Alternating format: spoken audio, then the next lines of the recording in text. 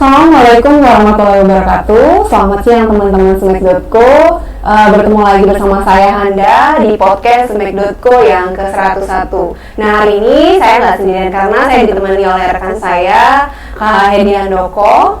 Selamat siang Kak Hedi. Selamat siang Mbak Handa. Nah, hari ini kita akan membahas tentang fasilitas kesehatan tingkat pertama yang bekerja sama dengan BPJS Kesehatan. Nah, tema hari ini itu kita akan membahas tentang peningkatan pelayanan peserta JKN pada fasilitas kesehatan yang bekerja sama dengan BPJS Kesehatan. Nah, untuk itu kita akan langsung tanya dengan sumbernya langsung nih. Nah, hari ini kita kedatangan Dr. Siti Rifda Rehada Ais ya dok ya. Dari klinik Opina. Selamat siang dokter. Apa kabarnya dok? Baik. Nah teman-teman Smek.co, hari ini kita akan bincang-bincang banyak hal dengan dokter Siti ya dok ya. Nah dok, kalau kita ngomongin tentang fasilitas kesehatan nih dok ya, kalau dari klinik Opina sendiri dok, apa aja sih dok fasilitas yang ada di klinik Opina dok?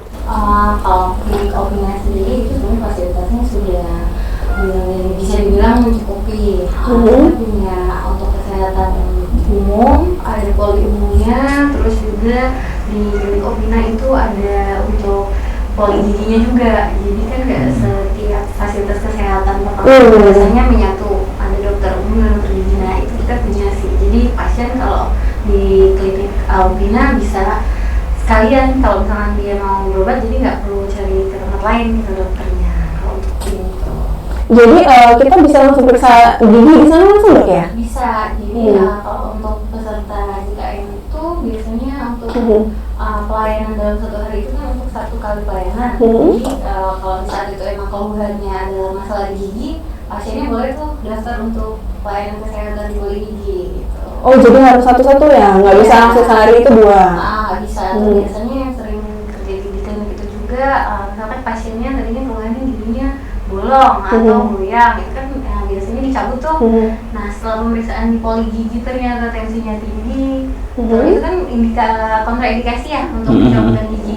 Biasanya dialihin lagi ke poli umum untuk penanggulangan si tekanan darahnya itu dulu. Nah jadi setelah membaik, baru nanti beberapa hari kemudian bisa untuk kontrol lagi ke poli gigi. Jadi nggak repot pindah-pindah tempat sebenarnya. Nah kalau untuk peserta JKN sendiri dok, fasilitas misalnya kayak tadi dokter gigi ya, poli gigi. Nah itu kita dapat apa aja dok? Kalau di poli gigi sebenarnya mungkin ada standar-standar untuk pelayanannya. Cuma karena di situ saya dokter umum, jadi kayaknya saya kurang mendalami dan memahami ya standarisasinya. Mungkin untuk poli gigi nanti bisa dikonsultasiin aja ke dokter. Kayak gitu.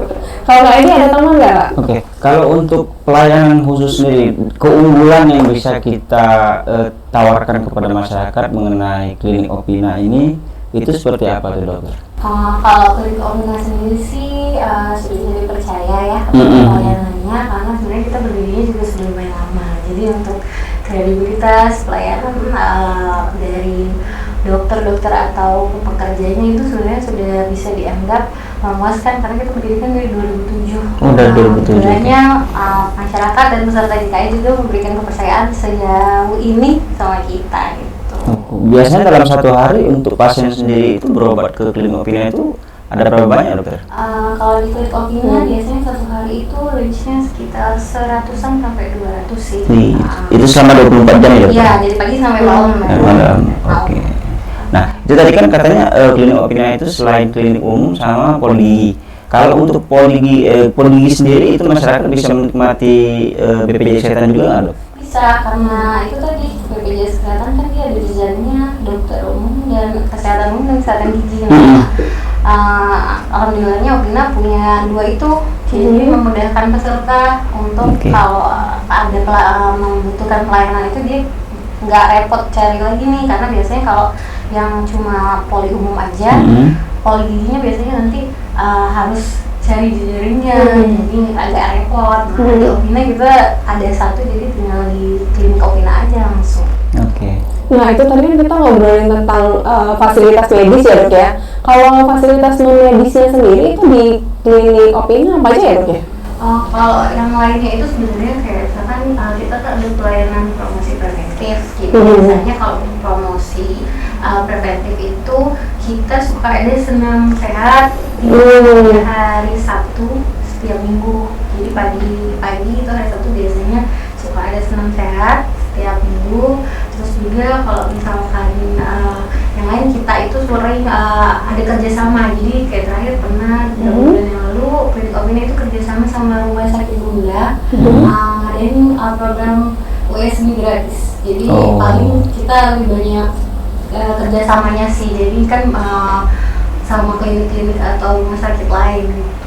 Nah dok, kalau untuk teman-teman Smack.co nih supaya tahu misalkan atau mungkin salah satu dari teman-teman Smack.co itu peserta JKN di Klinik Opina nih, mungkin mereka kalau mau cari tahu tentang minggu ini ada jadwal ini nih di Klinik Opina itu gimana dok? Sebenarnya kalau untuk jadwal di media sosial kita ada, di Facebook ini Klinik Opina namanya, sama yang paling sering ini kan kalau orang muda lebih gampang carinya di Instagram. Ya. Jadi di Instagram juga nama Instagramnya Klinik Opina. Nah biasanya itu informasi terkait jadwal atau ada kayak tadi pelayanan-pelayanan yang kerjasama dengan pihak lain atau misalkan jadwal dokter itu biasanya kita kasih di media sosial. Tapi untuk orang-orang yang juga mungkin repot banget gitu kan di media sosial, bisa juga langsung chat aja admin WA-nya karena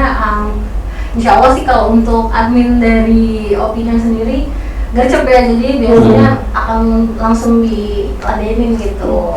Kalau Opina sendiri dok punya YouTube sendiri nggak sih dok? Kalau Opina mungkin kalau YouTube ada cuma nggak terlalu diberjalankan karena lebih sering di Instagram sih kan. Scroll-scrollnya lebih gampang di Instagram. Kalau YouTube kan emang agak panjang ya durasinya, jadi biasanya paling untuk cuma update video-video edukasi atau apa gitu. Cuma biasanya kalau untuk update keseharian dari klinik kita lebih sering di Facebook sama di Instagram. Oke. Dari Klinik Opina sendiri mungkin ada jargon atau tagline sendiri itu dokter?